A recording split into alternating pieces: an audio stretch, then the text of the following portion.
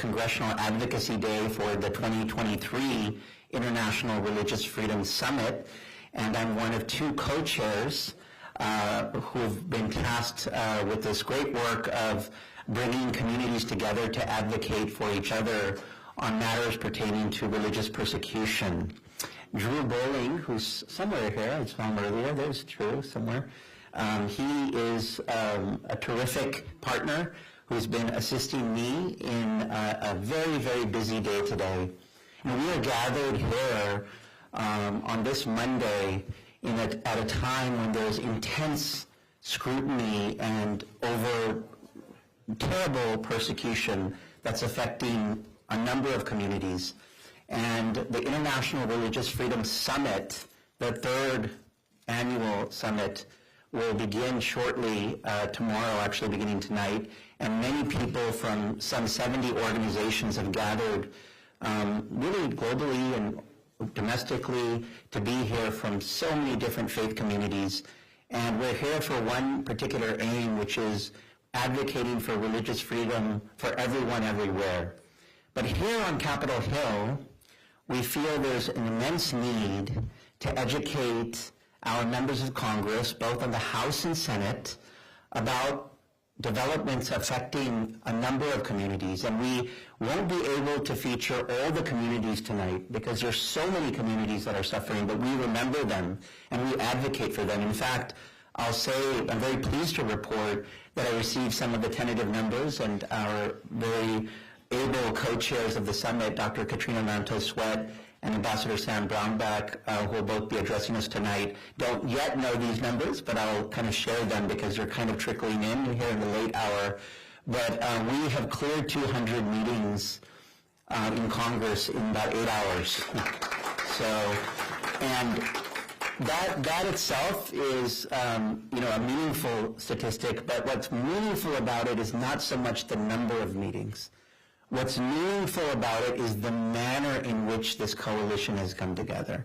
Because the people who are taking these meetings come from different walks of life. There are Christians and Uyghurs and Rohingya and Ahmadi Muslims and Yazidis and members of the Jewish community, members of the Falun Gong, so many, the Sikhs, the Hindu community, so many beleaguered communities in so many parts of the world who are here together advocating for each other. We call this event In Solidarity with the Persecuted. A few years ago when we had this thought, the thought crossed my mind that all the years that we've all been advocating for our respective communities, we realize that there are immense courageous voices, great choruses that exist all over Congress. We see amazing luminaries talking about their own people, as well as they should. But what really makes advocacy special and effective is when those communities stand up for each other, and more importantly, speak for each other. That's when these choruses become a piece of beautiful sheet music and a symphony, really, that you can change the hearts and minds of people when they see that we are together. In the Quran, the holy book of Islam, as an Ahmadi Muslim, that we believe in the Quran and its truth, there's a verse of the Quran or a phrase of the Quran that says, Bunyanun marsus, which means a wall of molten lead or a block of molten lead. And when believers come together from different walks of life, they are as strong as a wall of molten lead. That, to me, is very special, and that's kind of the purpose that we are gathered for here today. This morning, we held a kickoff breakfast featuring amazing speakers, and many of us were about to set off to our meetings, and I'm getting all of these wonderful reports and photos from the Senate and the House, and many people met with members of the House and the Senate directly. This is an active day of Congress today. And uniformly, the feedback that I've received, the Congressional Working Group is here, the co-chairs are here. They told me they cleared 50 meetings with the Earth Secretariat. And the feedback that we're receiving uniformly, I just came back from Senator Klobuchar's office a little while ago, and the feedback that we're receiving is, this is really special. This is different. This is a coalition. This is something that's mature. So we're hoping that this spark will create the right kind of conflagration that will lead to real change. And the fire inside of us is with our advocacy and our passion, and that will hopefully ignite the hearts to defend those who are persecuted. Because after all, why are we here?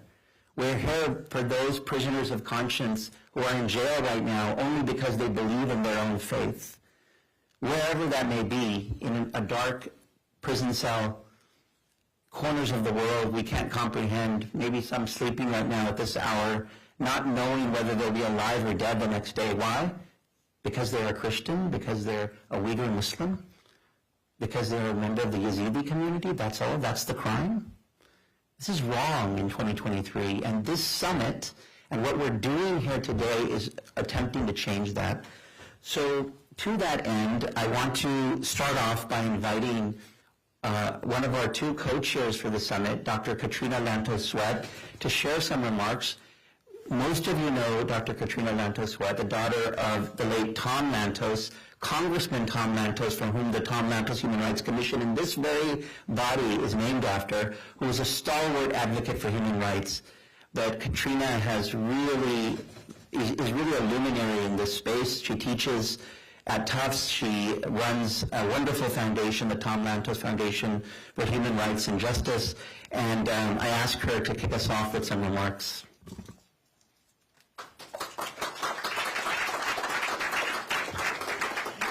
Thank you so much, Amjad. You spoke very eloquently, and your words are particularly powerful because your community has just in the last few days suffered a terrible, terrible attack, which I'm going to talk about in a moment. But I first want to welcome everybody here today. It's very exciting now that this is the third annual International Religious Freedom Summit, because I see so many wonderful old friends.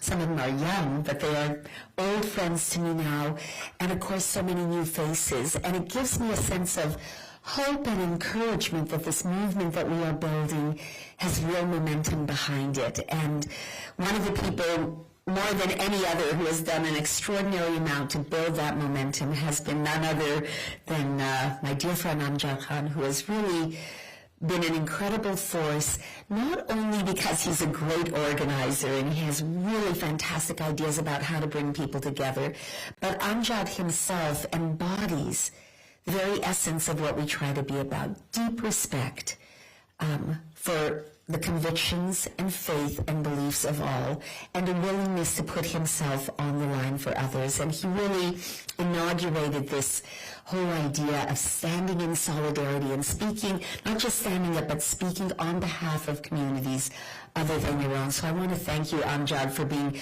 so inspirational to so many of us. As I was thinking about what I might say to this particular group, and it's very exciting that this is a congressional briefing, I found myself reflecting and reading back to Martin Luther King Jr.'s very famous, very iconic letter from a Birmingham jail, which I'm sure many of you have read. Obviously, he was an extraordinary human rights leader, but what was particularly powerful and, if you will, convicting about the letter from a Birmingham jail is that it was really sort of a document, a cry of admonishment towards not his enemies, not those who were throwing him in jail and setting the dogs on the civil rights activists, but on their allies, on their quiet, moderate, restrained, reluctant allies.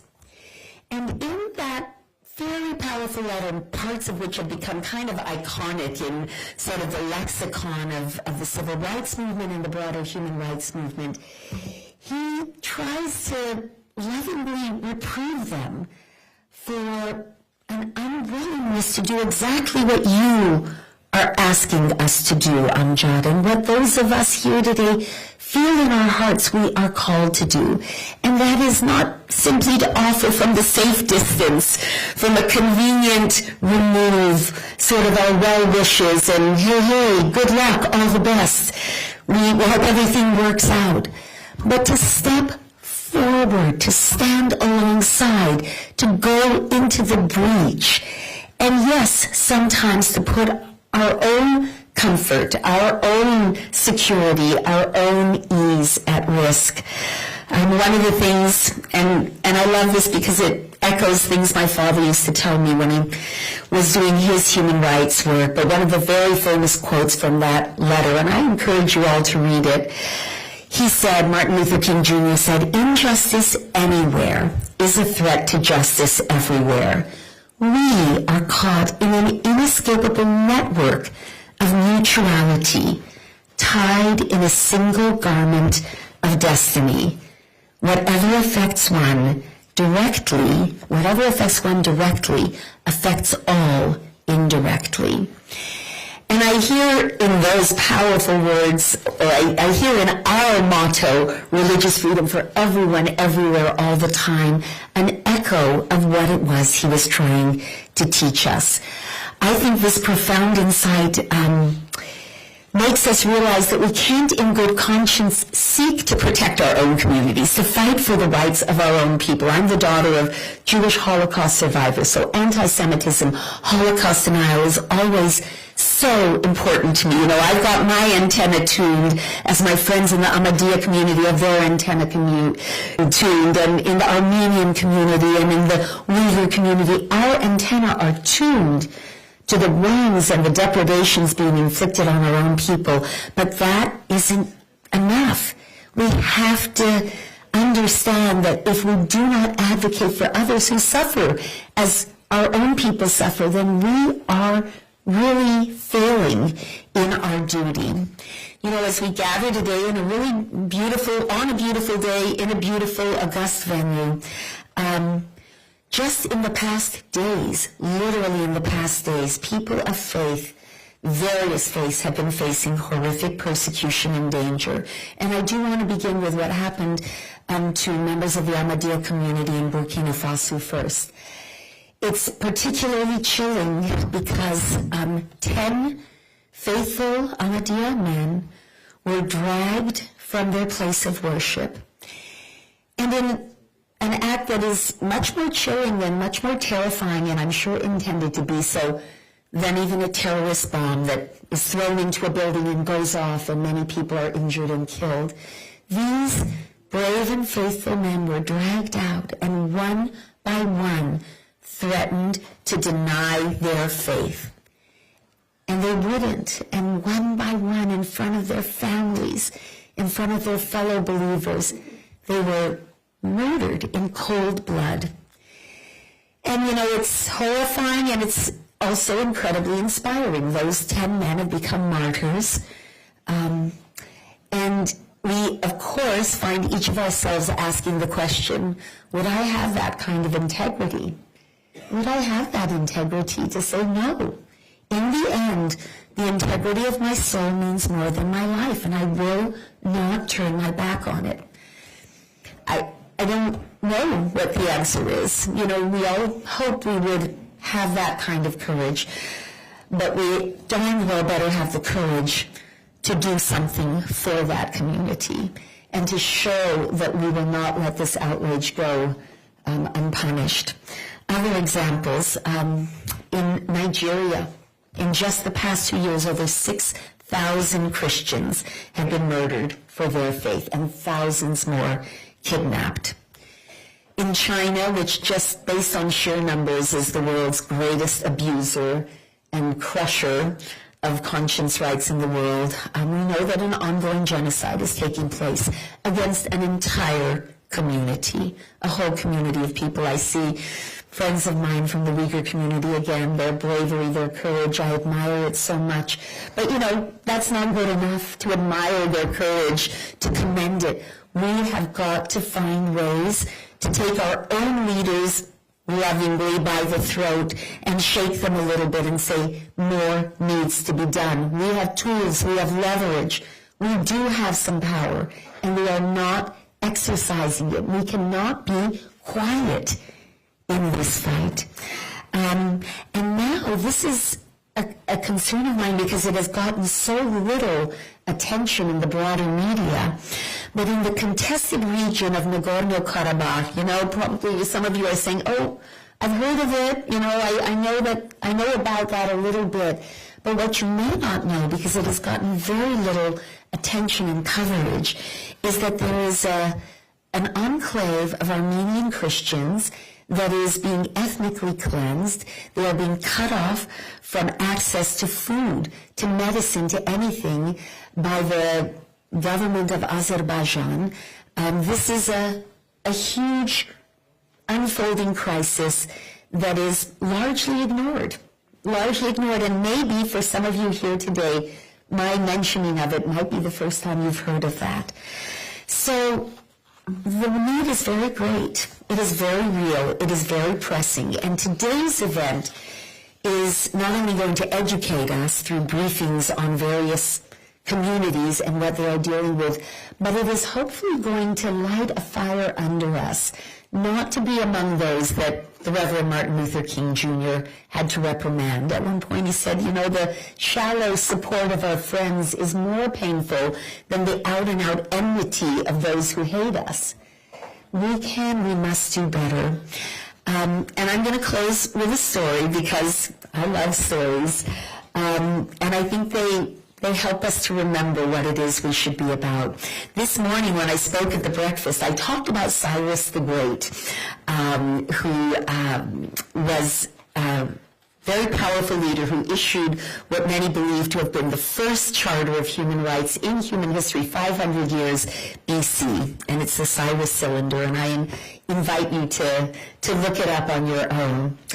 And I asked the question of the audience gathered there. I said, does anybody know what faith Cyrus the Great was an adherent to? And I think it was John who answered the question. He went to Harvard. He's one of these really smart kids who does all of his homework and reads everything. And he said quite correctly, he was a Zoroastrian. I said, that's right. Well, this story also comes from that community, also sometimes called the Parsi community. And they were being persecuted. This story dates from the 1600s and is called the story of Sanjan. Some of you may have heard it before.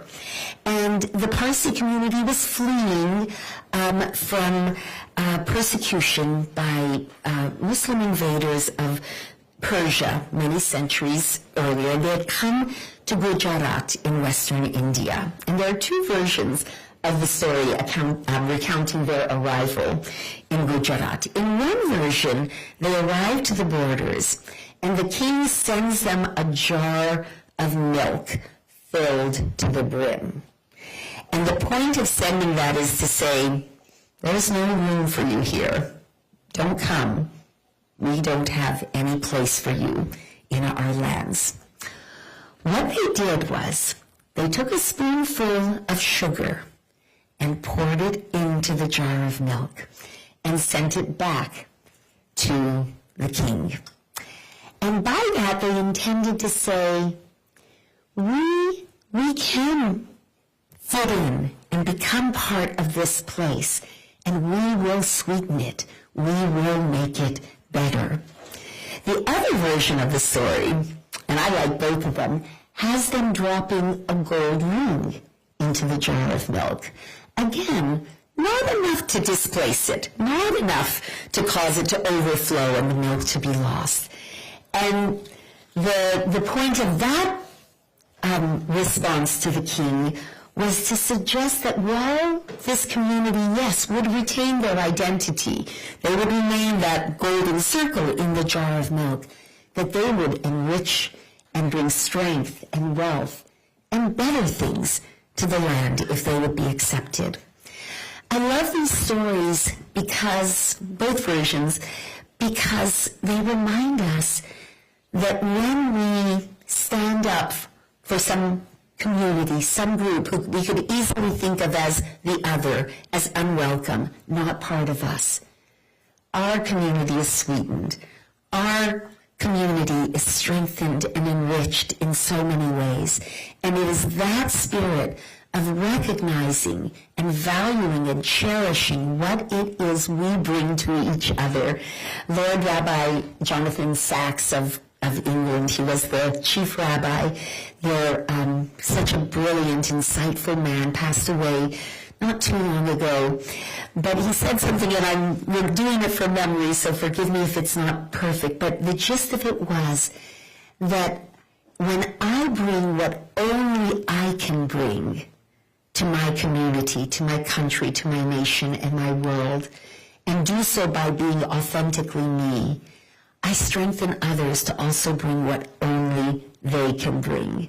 And as I look around this room, I know the precious gifts of so many communities, and only you can bring those gifts to this country, and only you can bring those gifts to the world.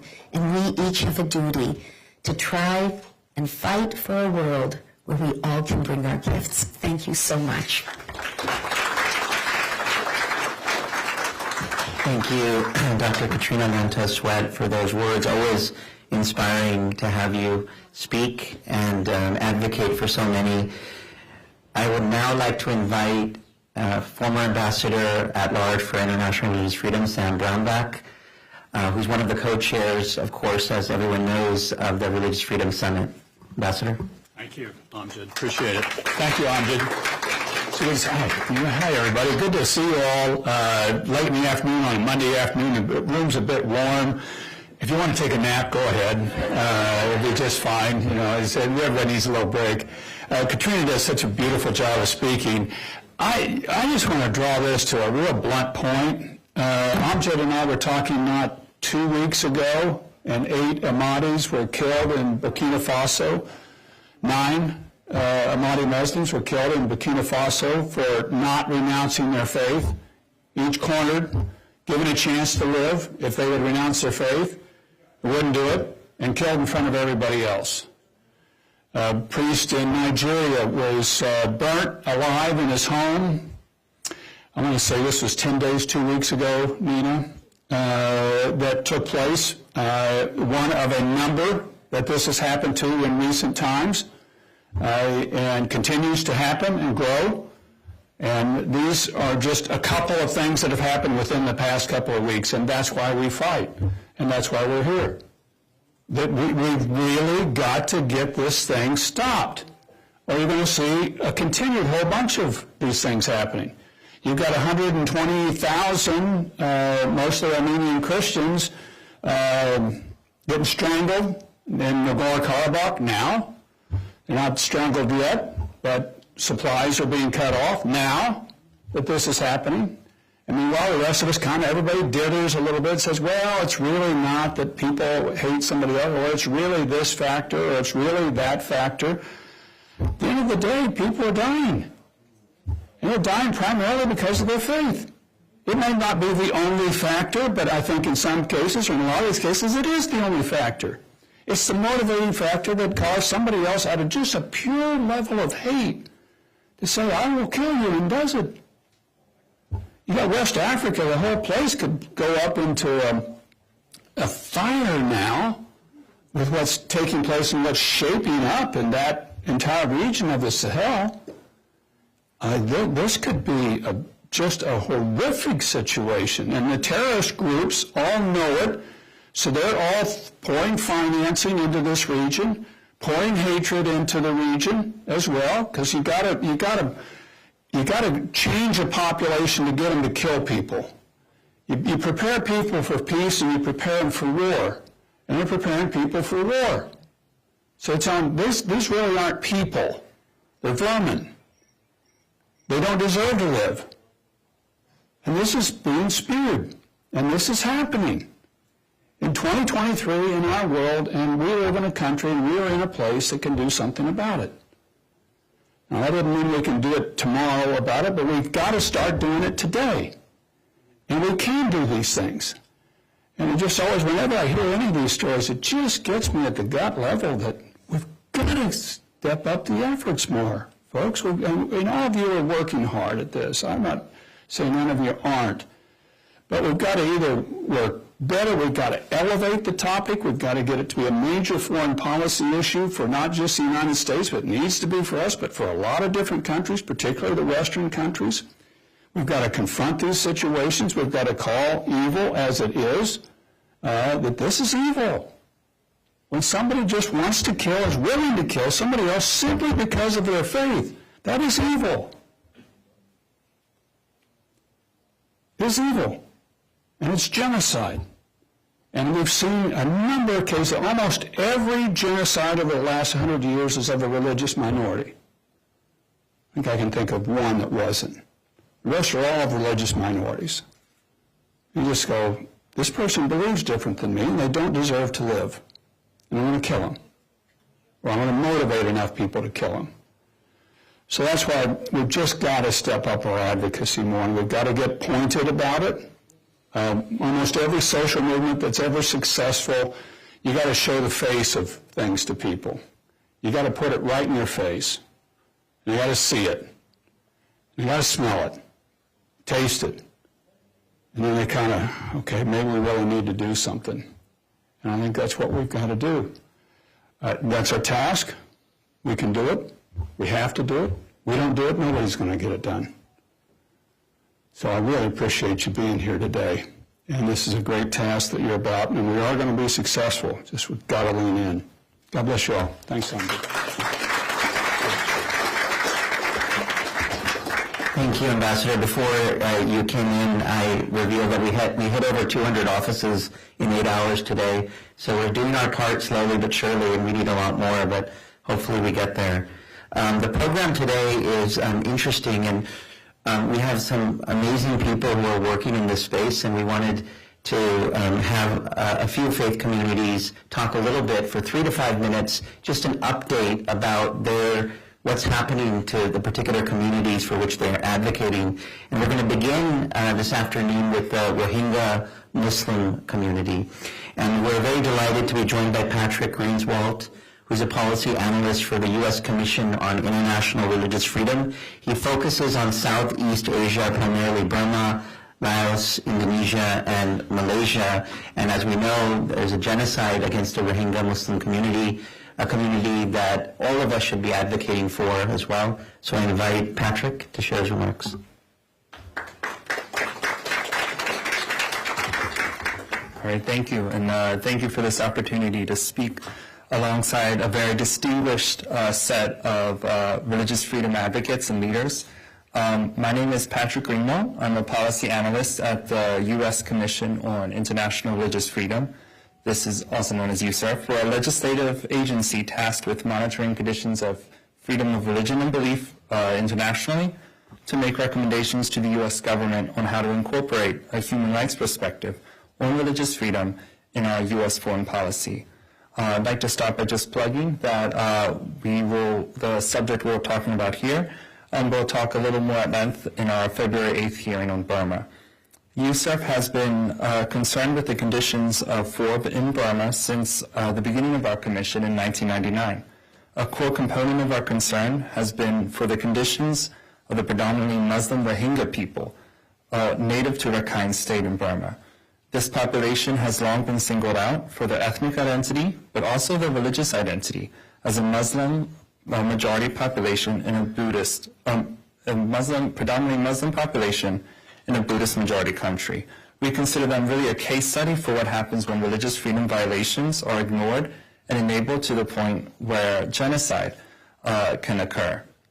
At the end of 2022, there are some 600,000 Rohingya left in Burma, around 1 million in Bangladesh, and a few 100,000 in primarily Malaysia, but around the region.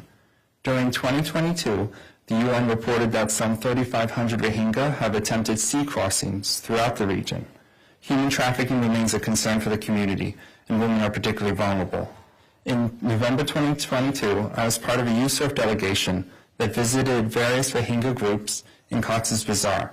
For the most part, Rohingya there are safe from religious persecution, but they're in a state of limbo, and the security situation in the camps is not stable. Most whom we spoke to share the dream of returning to a free, democratic, multi-ethnic, and multi-confessional Burma. For this to be realized, the political situation in Burma will need to change significantly. That's a conversation that might be beyond our mandate, so I'd like to speak a little more focused on the condition of refugees in the camps. Neither Bangladesh nor Malaysia, the two largest host countries to refugees, are party to the 1951 Convention on Refugees. This means that they have limited international obligations to refugees. The Rohingya people in Bangladesh whom we visited are facing restrictions and funding shortages imposed in part by the Bangladeshi government's refusal to permit any funding but humanitarian aid for the refugee camps. This is due to their concern of the appearance of permanence and integration. There is no legal freedom of movement beyond the camps and no legal access to employment. Concern for the appearance of permanence has also restricted what can be built in the camps.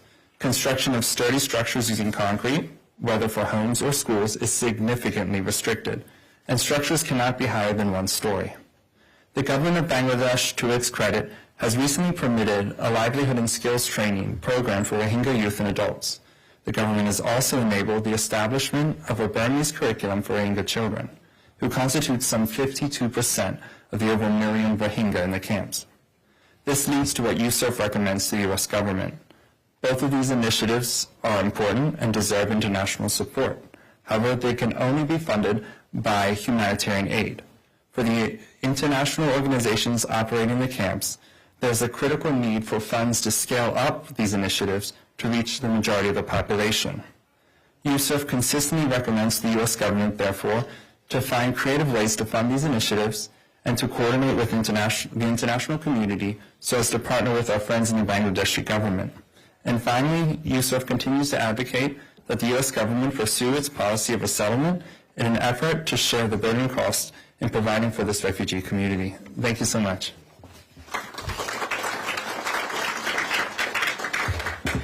Thank you, Patrick, for enlightening us on those recommendations, and particularly from USURF. We look forward to seeing that briefing coming up. Our second speaker is from the persecuted Yazidi community, Pari Ibrahim. She's the founder and executive director of the Free Yazidi Foundation. Welcome back, Pari.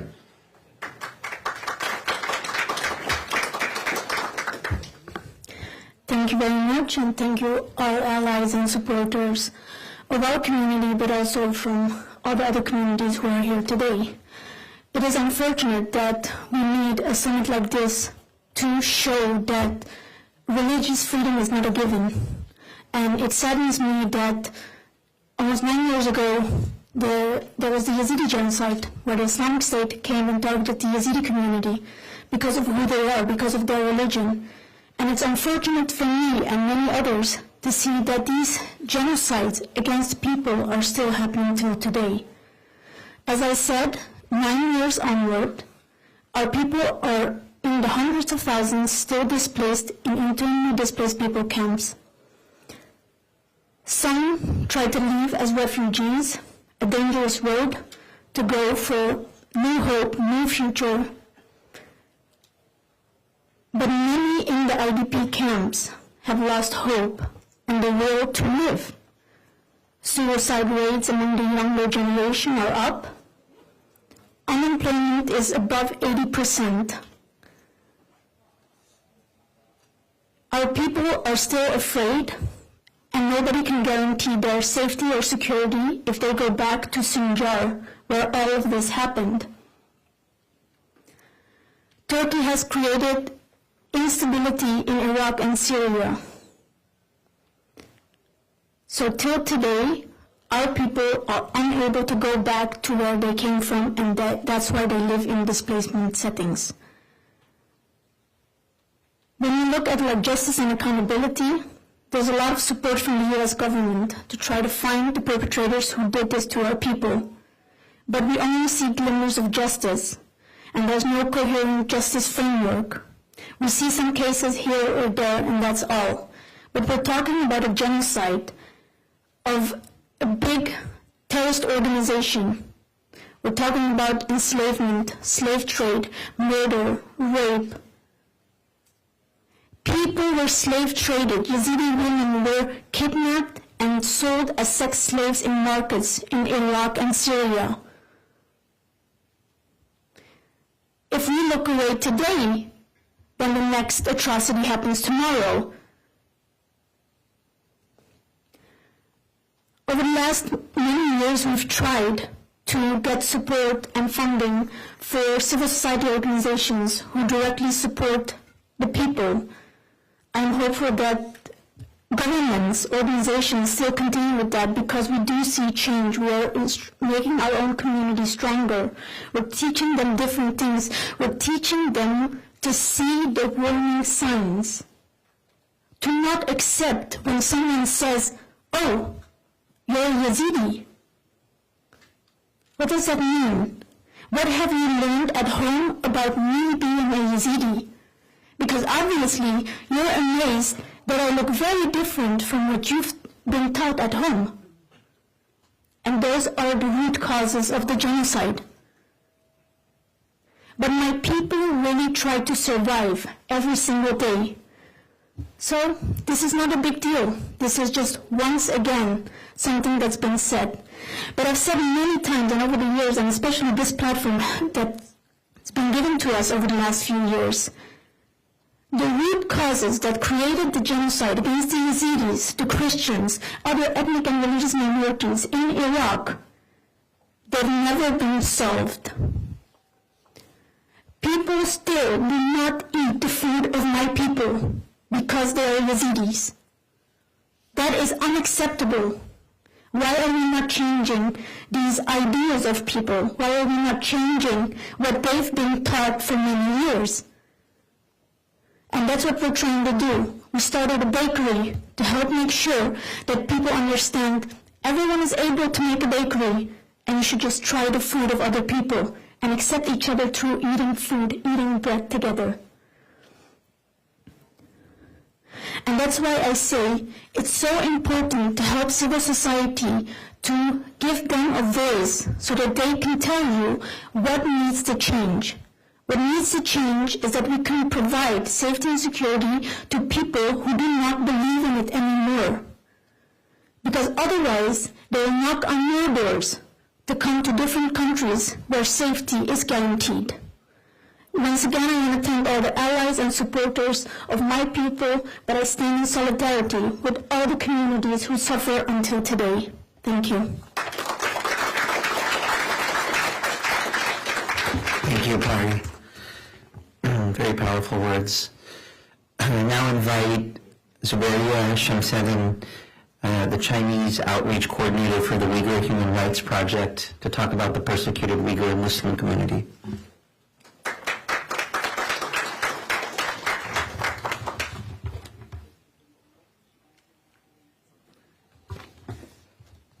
Good afternoon. My name is Zubaira Shamsuddin. The Uyghur Human Rights Project would like to thank the Congress for passing two landmark laws, the Uyghur Human Rights Policy Act in 2020 and the Uyghur Forced Labor Prevention Act in 2021. These two laws are unmatched anywhere else in the world, but more must be done.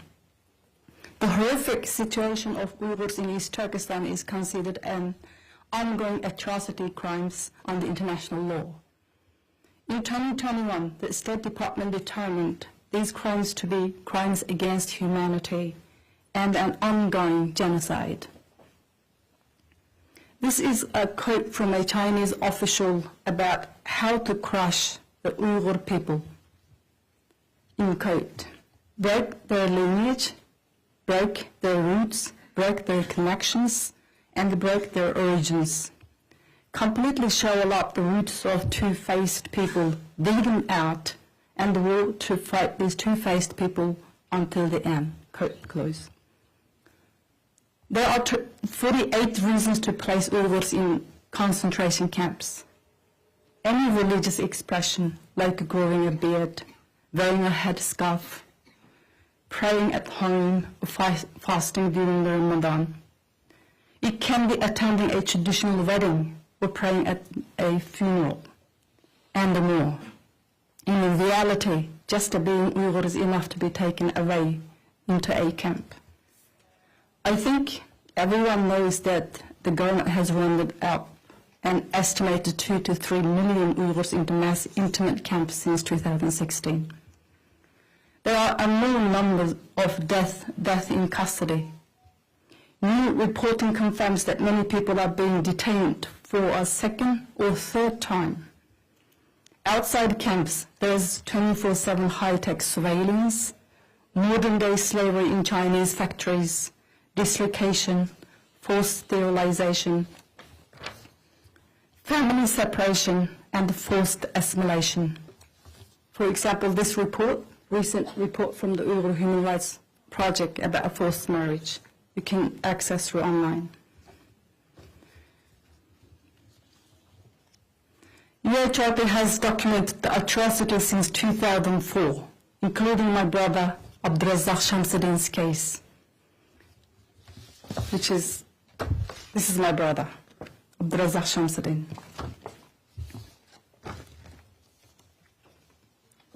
He was arrested in 1998 in connection with the Gulja massacre in my hometown.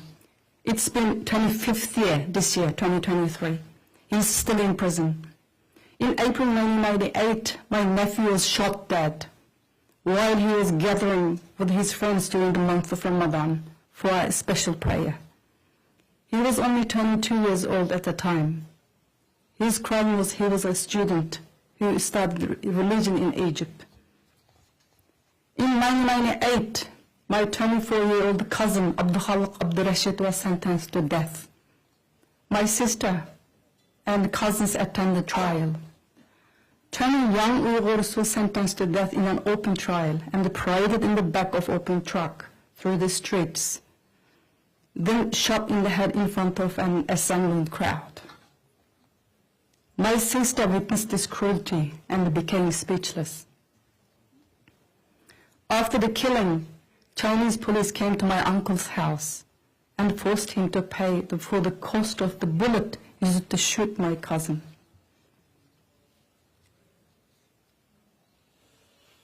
Some members of the Congress have said that they are worried that if criticize the Chinese Communist Party too much, this will encourage, in quote, anti-Asian hate. We need to be very clear. If we don't impose sanctions, we are actually encouraging genocide. Religious persecution is a global crisis and requires a global response. Every single person on this panel, in this room, needs America to take action against religious persecution. If the U.S. Congress does not take action, who will? Thank you. Thank you, Isabella. Very moving words. Continuing to hear from representatives and advocates about persecuted communities, I now invite Qudus Malik, who is the Executive Director of Global Lawyers for Refugees, to speak about the persecuted Ahmadiyya Muslim community.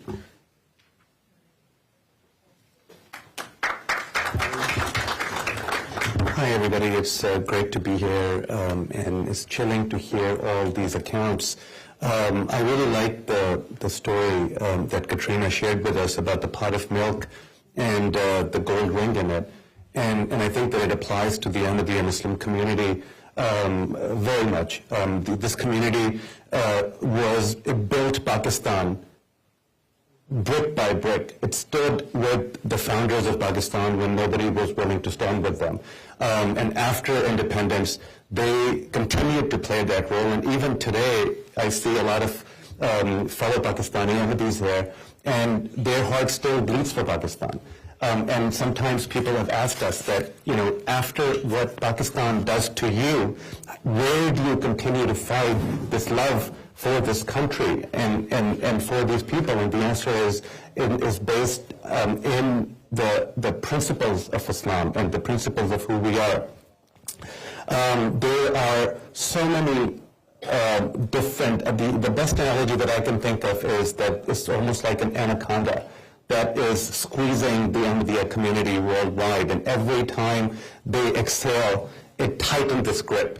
And it spreads various continents, it spreads various people, and it spreads in different domains. There's hate speech from government that you can't expect a statement like that from a minister, or from an ambassador, or from even a human being. So the current, and this is a party that is considered to be a secular party, their current federal minister for railways, he tweeted that Qadianiyat, this was a few weeks ago, maybe 2 months ago, Qadianiyat and Zionism is a conspiracy to pierce the heart of Islam. Remember, Qadianiyat, Ahmadiyat is not a separate religion, rather it is a great sedition, we have no doubt. And this is a sitting federal minister. A previous minister who was ironically called I think he was the special representative for religious harmony. He said that we can accept everybody else in this country, but not Ahmadis. Tahir Ashrafi. And these tweets, the government of Pakistan refuses to take any action. But this morning, as I was looking at trying to prepare for this presentation, we got an email from the government of Pakistan asking one of our websites called Open Quran, which is just for us to learn the Holy Quran. And it said that we're giving you 48 hours and we will shut it down unless you respond and tell us how you're not breaking these laws. 2 years ago, Amjad received a similar notice, and they continue to do it. 2 weeks ago, it was Malta. So they don't take action against comments, the ones that I've just read, but they go after Ahmadis sitting in foreign countries to target them. Today there was a UPR session in Geneva, and the foreign minister of Pakistan, as every time before, they said that all Pakistanis have full rights. They have the ability to vote. They tell us that if you want to vote, you have to declare yourself to be a non-Muslim. And somehow the government thinks that that is enough of a right. They are demolishing our mosques. We don't have the ability to build new mosques. We don't have the ability to be buried in common graveyards. And just if you look at the last 6 months, it is impossible to even keep track of what's going on. And it's no longer a slow burn. It's trending in a very, very negative direction. One of my, another thing I have here is a forced name change. The Supreme Court of Pakistan said that Ahmadis should not have Muslim names. 2 years ago, I was in Pakistan, and one of my cousin's wife, she told me that when she went to pay her utility bill, the official there said that if you're, and they used the wrong word, but if you're an Ahmadi, how can your husband be called Muhammad? And then the rest of the name. He said, wait here. He went inside and he changed his name to Ghulam. And now every time that utility bill comes, she is the wife of somebody that has a first name that's not her husband's. And this is backed by a decision of the Supreme Court. There's arrest of our top leadership, and we've been working very closely, but I think that there are arrest warrants out for FIRs for most of the leadership of the Ahmadi Muslim community in Pakistan. So it is very, and then if you go outside of Pakistan, Ahmadis were the first religious minority that the Taliban went after the U.S. withdrawal in Afghanistan. Algeria, hundreds of Algerian Ahmadis are being convicted by courts due to their Ahmadi faith. There's a Middle Eastern country, I cannot name it, but recently they prevented, less than a month ago, they prevented a senior Arab Ahmadi leader from traveling to attend an Ahmadi convention abroad, him and his wife. There's another Middle Eastern country that, again, I cannot name, but they have imprisoned an Ahmadi citizen of that country, and they've not charged him, and he continues to languish there, for years. All of COVID he's been inside. And there's another Middle Eastern country where there's a 78-year-old Arab Ahmadi, and they're trying to force him to recant. I guess he's luckier than the people in Burkina Faso, but he continues to pay the price for believing in Ahmadiyya. So this is a very important issue, and we all have, you've been working on some of these issues, but I think that there is something unique about the persecution of Ahmadis because it's coming from Islam, it's coming from Muslim countries, and we, despite everything, we believe that the antidote for this persecution is not outside of Islam. It is the true teachings of the Holy Quran, and it's the true teachings of the Holy Prophet of Islam that will resolve these issues. So it's not that we are inviting or asking our Muslim brothers to redefine Islam. They just need to go back to the origins and follow the teachings of the Prophet of Islam. Thank you. Thank you, Kadis, for that briefing. I now invite Jeff Chen, Vice President of Advocacy for the Falun Dafa Association of Washington, D.C., and he'll be speaking on the persecuted Falun Gong.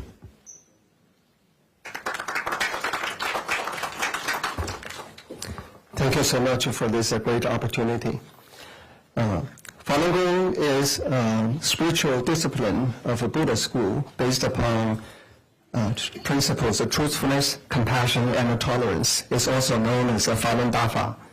It was introduced to the public in 1992, 31 years ago. 7 years later, the Atheist Communist Party of China started the campaign to eradicate Falun Gong in 1999. At that time, the government estimated 70 to 100 million Chinese people practice Falun Gong. So in the last 24 years, that many people have lost their freedom to practice their belief. It's a huge population, and it has become one of the biggest groups persecuted around the world. In the last 24 years, arbitrary detentions, disappearances, and torture happened widely across the country. Nearly 5,000 identified people died as a result of the persecution so far. Many more unknown people were killed for their organs, sold for huge profit. And the regime's policy was kill their bodies, bankrupt their finance, and ruin their reputation. And killing in detention is considered suicide. In one family of 6, the parents plus 4 adult children, 4 of them died due to the persecution, and hundreds of thousands were incarcerated for a certain amount of time. Just last year alone, 172 people died as a result of the persecution. 633 were sentenced with prison terms from 6 months to 15 years, even including seniors in their 80s. And that 15-year highest term was given to a disabled woman. And right before Beijing Winter Olympics, an artist was given 8 years in prison. And right before the Summer Olympics in 2008, her husband was tortured to death days after his arrest.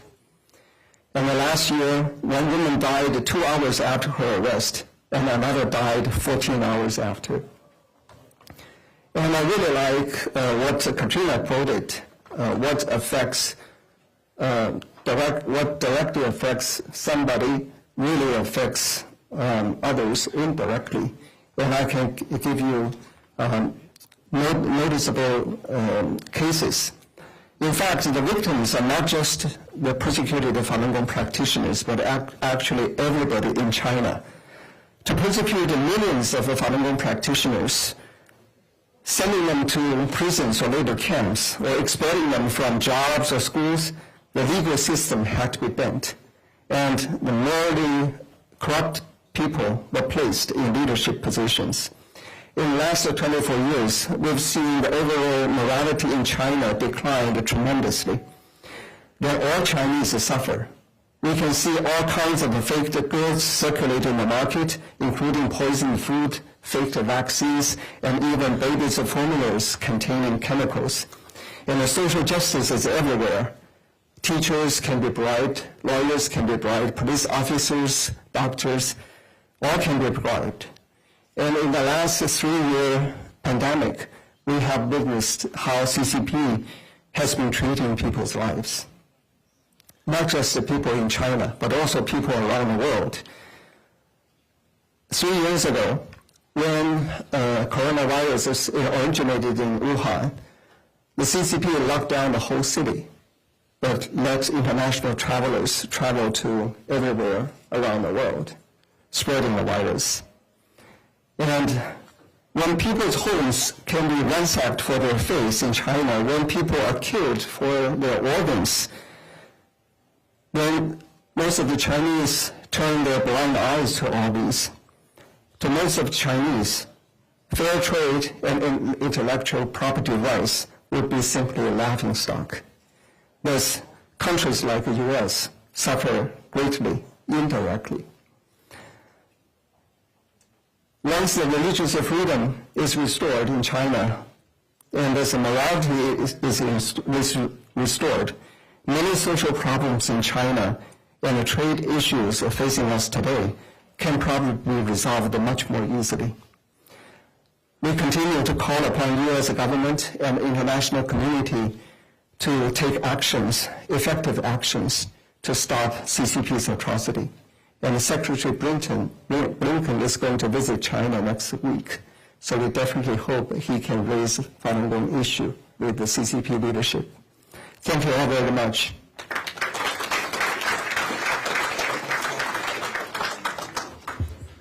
Thank you, Jeff. Very insightful. A lot of the information being shared today is information that many of us don't know, so we are grateful for that. Our next speaker is Akram Gizavi. He's the chairman of the World Hazara Council, and he'll be speaking on the persecution of the Hazaras worldwide.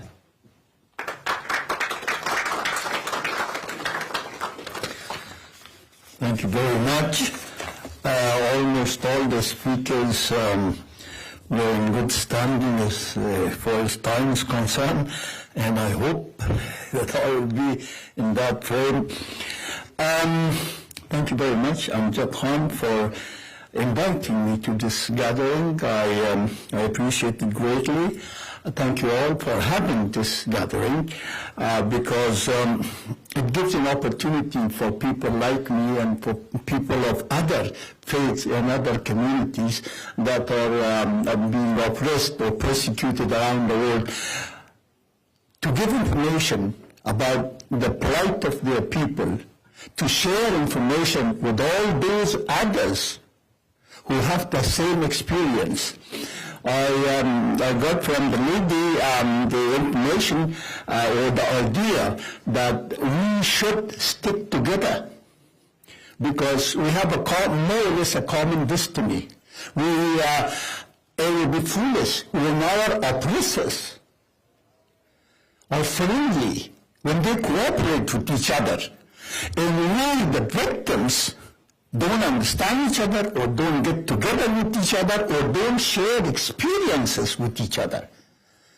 At the moment, for example, the Taliban are in cahoot with the Chinese government. And Uyghurs, we don't know what's going on. China is one of the oppressors, one of the autocratic regimes in the world, and so are the misogynist Taliban. And they're friendly. The Iranian regime suppresses dissent in the country. All the women, or most of the women, just for a piece of cloth, are being persecuted. Yet they are in cahoot with the Taliban in Afghanistan. They have a lot in common. But we, the Afghans or the Hazaras, don't have much to do with the Iranians. We should cooperate. We should strengthen each other's stand.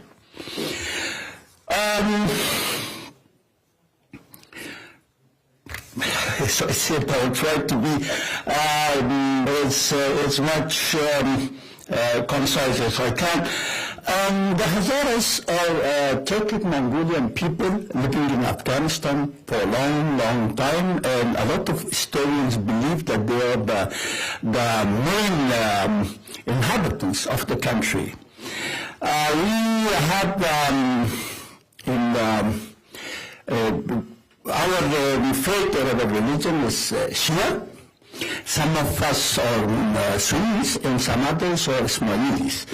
So during the 1890s, the Brits, fearing that we will have an alliance with the Russians, so they brought one of their stooges called Abdurrahman and armed him and supported him, and he started the genocidal war against my people, the Hazaras. And their main theme was that these are Shias and they're infidels. They're not Muslims. So that's how they brought hordes of people from across the border and started the war against us. More than 60% of my people were massacred, and our women and girls, unfortunately, were sold to slavery in the Indian subcontinent, in Pakistan, in Afghanistan. Our lands, our fertile lands were taken in central Afghanistan, in a lot of places such as Kandahar, Helmand. Those are the beautiful lands that was ours, but they are taken from us. So we are driven out of our land and forced to flee to the mountains.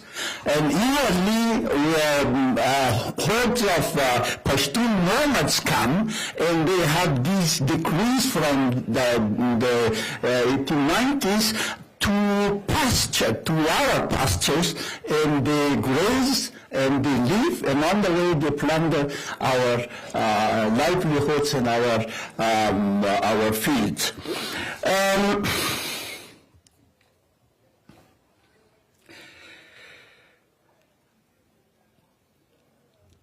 When the U.S. and coalition forces came to Afghanistan, we welcomed them with open arms. We thought that they were liberators because we were under the occupation, I call it, of the Taliban. They massacred more than 10,000 of my people in the northern city of Mazar-e-Sharif. So when they came, we welcomed them. And I tell you, there's all documents there. There's not one foreign soldier, American or otherwise, that has been killed by a Hazara. There has not been one suicide bomber from the Hazaras. We, for the whole century, we were deprived of all the things that a citizen could have. Socially, economically, politically, we were deprived of it.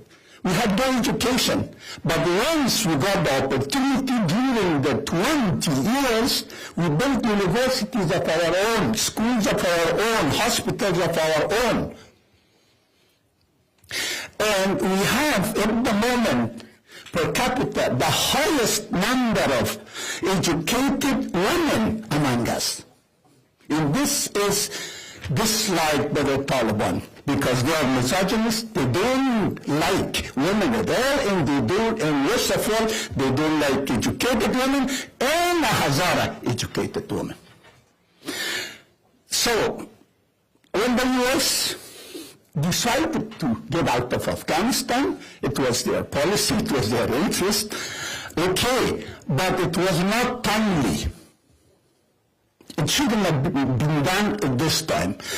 All the achievements of 20 years were gone. They're gone now.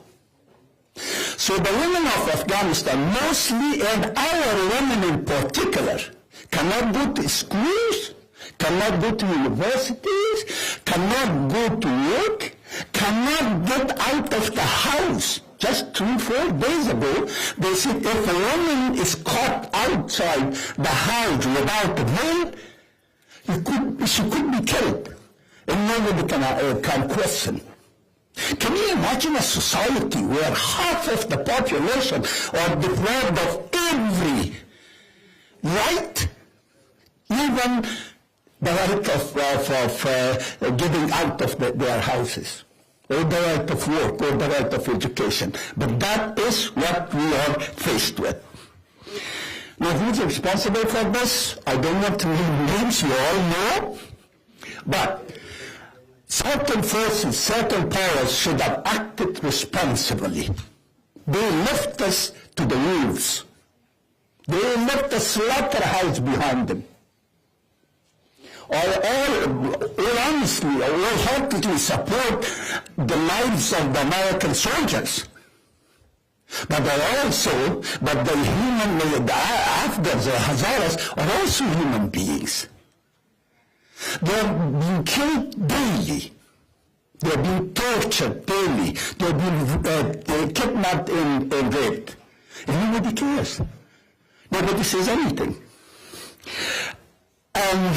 I think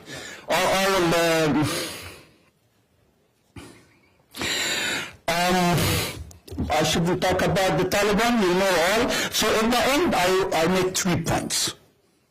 One, when I asked the United States, the superpower, and the Western world, the free world, to not recognize the Taliban. Do not recognize the Taliban. One. Secondly, stop financing the Taliban. No, we don't. Each week, $40 million is given to the Taliban. Cash. It's a taxpayer money. Don't give it. These are terrorists. You brought them, reinstated them in Afghanistan, at least now don't prop them. And the last one is that we are facing genocide. We are facing a serious genocide. Please recognize this. And I just quote one sentence. The head of the Afghan Human Rights Commission in 2021 said, and I quote, our assessment, 2021, our assessment shows that the Hazara and Shia peoples of Afghanistan are at the risk of genocide, unquote. Thank you. Thank you, Akram. You know, I've gotten to know the Hazara community over the past year, and also have advocated for them and have heard from them in Afghanistan. And I invite everyone here to really sit down and read about the persecution they're suffering. And it was an excellent opportunity today to hear from you, and hopefully we'll hear more in a more extended briefing. Thank you very much. Our final 2 representatives here, we're very delighted to have Nina Shea with us. Nina is a very dear friend and senior fellow and director of the Center for Religious Freedom at the Hudson Institute. She'll be speaking about the persecuted Christian community with a focus on Nigeria.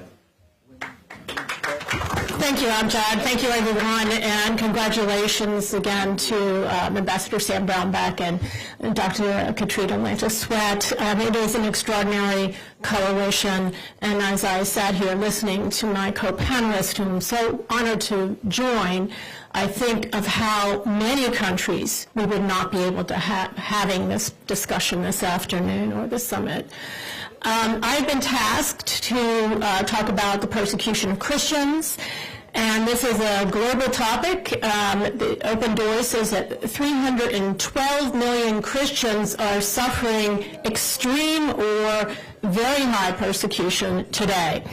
I'm not going to attempt to do the whole world. I'm just going to look at Nigeria and just give you a little sample of what's happening there, because we don't hear about it enough. Again, Open Doors says that 90% of the Christians killed in the world last year were killed for their faith in Nigeria, and 90% of the world's abducted Christians occurred in Nigeria. The U.S., despite this, and they've been killed by a variety of actors, non-state actors and terrorist groups, and their government does nothing to protect them or to prosecute those who are carrying out these atrocities. Yusuf, first of all, the State Department last year said that there was, it delisted them from the country of particular concern list under the International Religious Freedom Act. That's the world's worst persecutor list, without real explanation. Yusuf said it, in fact, that's the U.S. Commission on International Religious Freedom, of which I was proud to say I was a member for 12 years as a commissioner. Yusuf said it's inexplicable that the State Department has turned a blind eye to what is happening on the religious freedom front there. There's general mayhem and lawlessness in Nigeria, so it's often hard in those situations, as it was in Iraq, Afghanistan, to detect that a particular religious group is targeted. But if you look at what is happening to the Christian leadership, what is happening to Christian churches, and their rural communities, it becomes very clear. Aid to the Church in Need, a pontifical group, said that 20 Catholic priests were abducted last year, 5 of them killed. And then, by the way, in 1 year, 5,000 Christians were killed for their faith in Nigeria. The State Department said this rampant killing of the priests is non-ideological, and that it's a non-ideological criminality, and it's blamed it on the victims themselves for traveling at night without security. 2 weeks ago, Father Ache was in Niger State, was killed and his body burned in the middle of the night in his rectory at St. Peter and Paul's Church by people who broke in, armed bandits yelling Allahu Akbar. And this is repeated over and over and over again. The cases that we've documented showing that these priests were in their residences or in their churches when they were killed and attacked and abducted. Interestingly enough, or tragically enough, Father Ache died in this attack. It was not his first attack. His church was bombed on Christmas Day, St. Teresa's Church outside of Abuja, about a decade ago. He was also abducted before. All churches are affected, not just Catholics. The Methodist top prelate was abducted in May, and along with one of his bishops and another minister, and they were released after they paid $250,000 in ransom. It was clearly for religious reasons, according to what their press conference they said. Vatican reports that 17,000 churches have been destroyed in Nigeria since 2009. Again, the attacks were Boko Haram militants, ISIS version in West Africa, and Fulani herdsmen.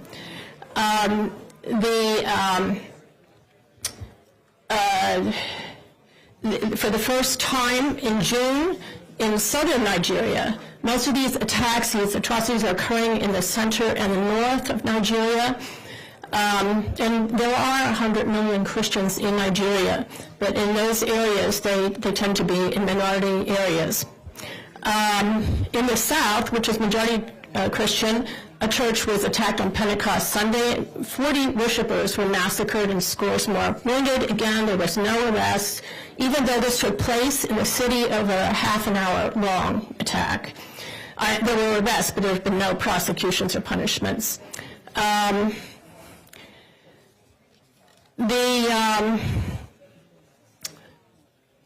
Yusuf has concluded, and I think rightly so, that the Nigerian government has routinely failed to investigate these attacks on Christian communities and prosecute those responsible, demonstrating a problematic level of apathy on the part of state officials.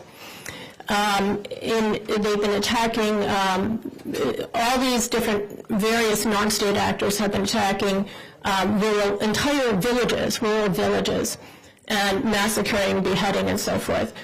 On January 19th, that's 10 days ago, there was such an attack in Benue State of a settlement of Christians, and 11 people were beheaded in that attack. That settlement was of internally displaced Christians. They had already fled their home community because of such attacks. 40 Christians were reported killed in December in another attack in Kaduna State.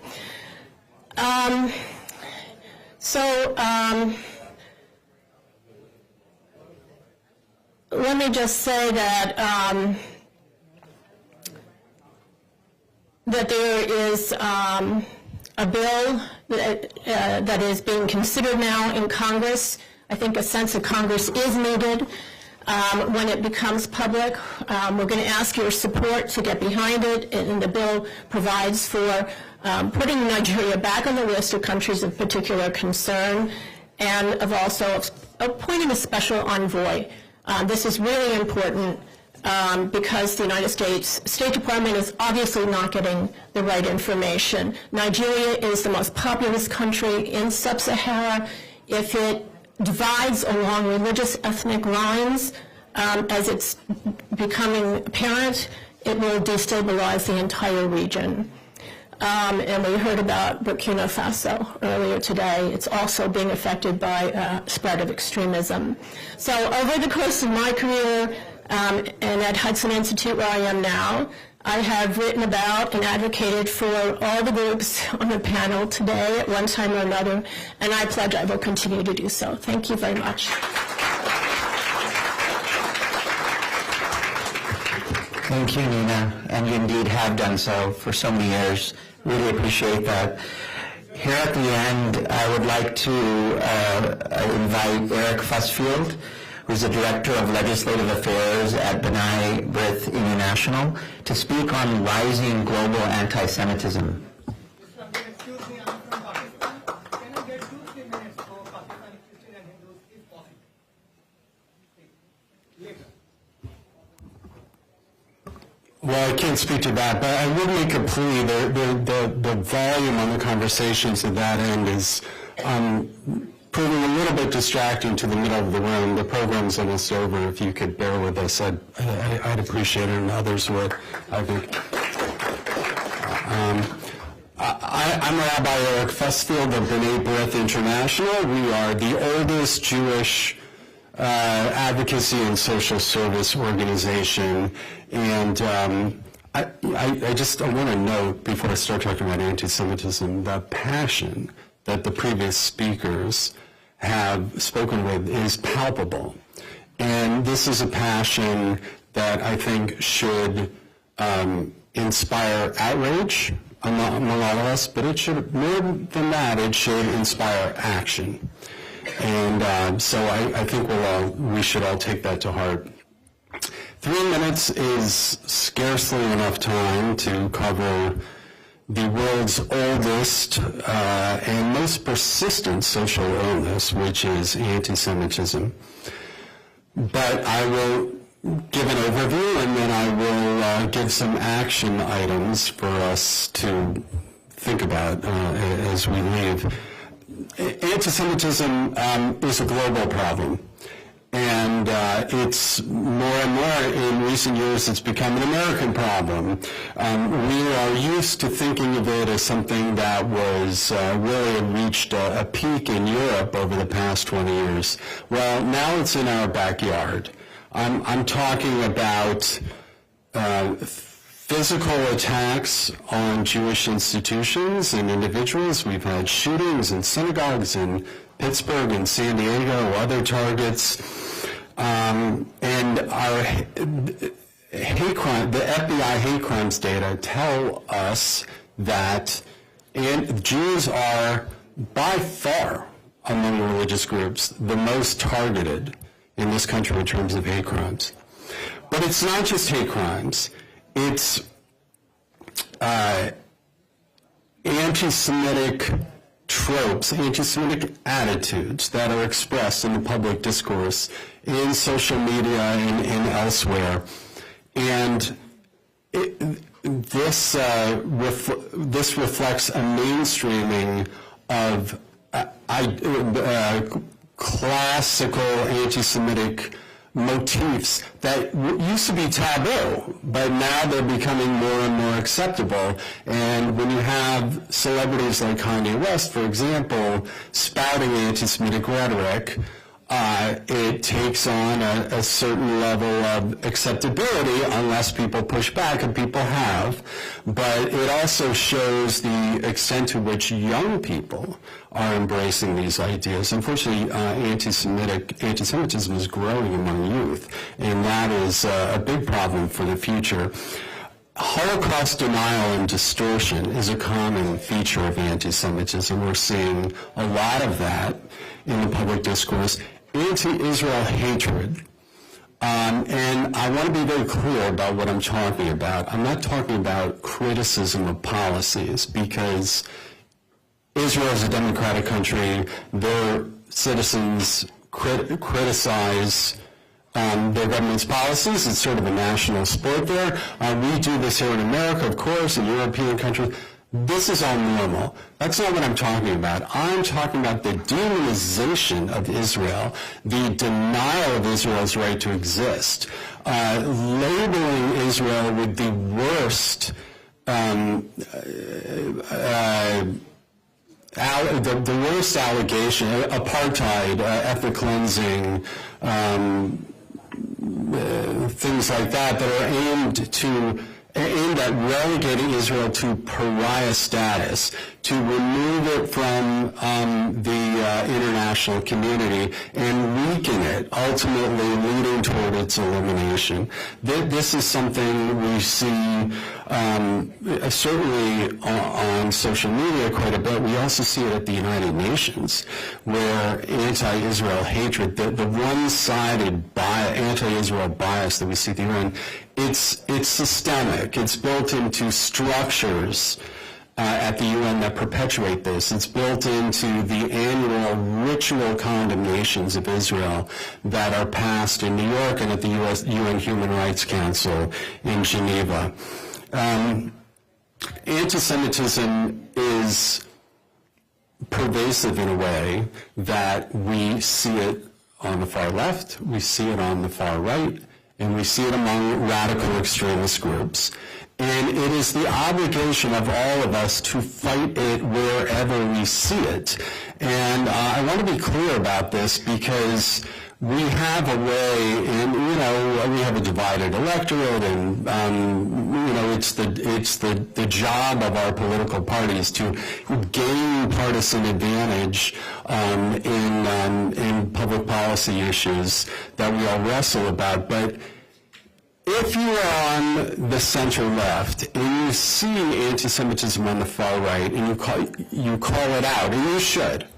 If you're on the center right and you see anti-Semitism on the far left, you call it out, and you should.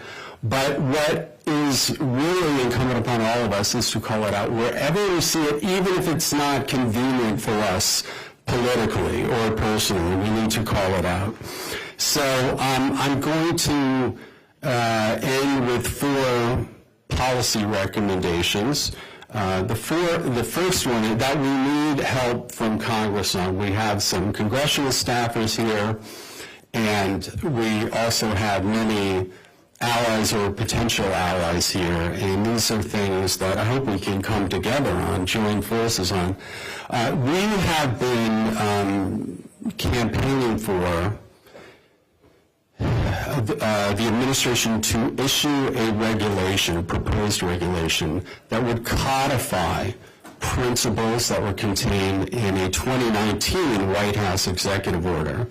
What principles am I talking about? The embrace of the working definition on anti-Semitism issued by the International Holocaust Remembrance Alliance in 2016. And this is a working definition. You could find it online very easily. It was put forward by the 36 or so countries, including the U.S., who belong to the IRA. It's called International Holocaust Remembrance Alliance. But it's been adopted since then by dozens of countries around the world, not just at the federal level, but regional and local levels. And so we need to codify this working definition. We need to make clear that Jews are a protected class under Title VI of the Civil Rights Act of 1964, and they deserve the same protections that other groups do under that law. So we want to see that those principles codified by the administration. They have pushed it back 12 months, another 12 months.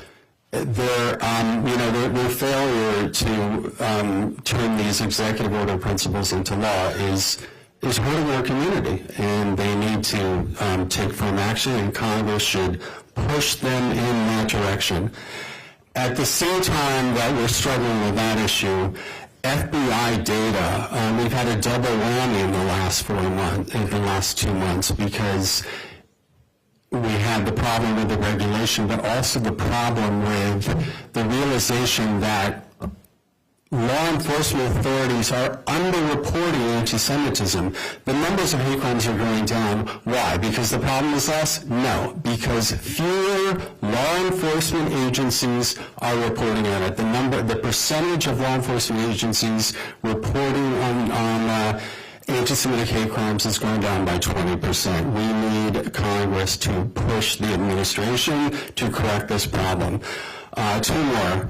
One is a bill called the HEAL Act, Holocaust Education and Anti-Semitism Lessons Act. This is a bipartisan initiative. All of these are bipartisan initiatives. This one was spearheaded by Representatives Gottheimer and McCall, and this would direct the U.S. Holocaust Museum to report to Congress about the state of Holocaust education in public schools in America.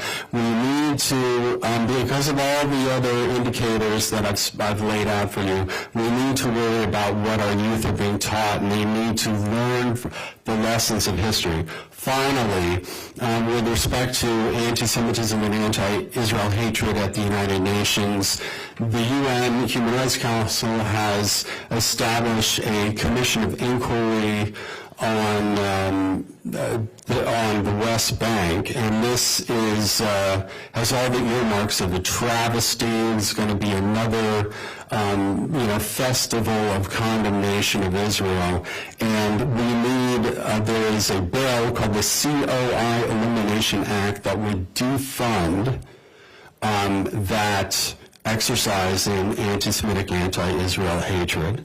And so we need that passed. So on all of these things, as is always the case, we need allies, and let's work together to counter anti-Semitism and the other hatreds that have been spoken about. Thank you. Thank you, Rabbi Hasfield. I appreciate that. In this limited time, we covered quite a bit of ground, and we did that by design, and thank you for your patience. We are at our end now. I just wanted to say here in closing that this is really amazing to see just everyone standing in solidarity with the persecuted. When the persecuted fight for the persecuted, that's when the real change will take place. So if you heard something tonight about a community you've never heard about, then you have been educated in just a brief amount of time. And just imagine the pain in the hearts of some of the people who spoke today, and the genocide and potential genocide and crimes against humanity that these communities are facing. Some of these communities don't have advocates on the Hill. We are your advocates. We are the advocates for these communities. It's our obligation, our moral obligation, to stand for those who do not believe what we believe, so that we can believe what we believe. And that's the point of tonight. And it's just fantastic. I want to thank our partners, the IRF Secretariat. Greg is here, and Annie, thank you so much. There's a wonderful reception here. Please eat food, enjoy the rest of this session, interact, make allies, and we look forward to a great summit. Thank you very much.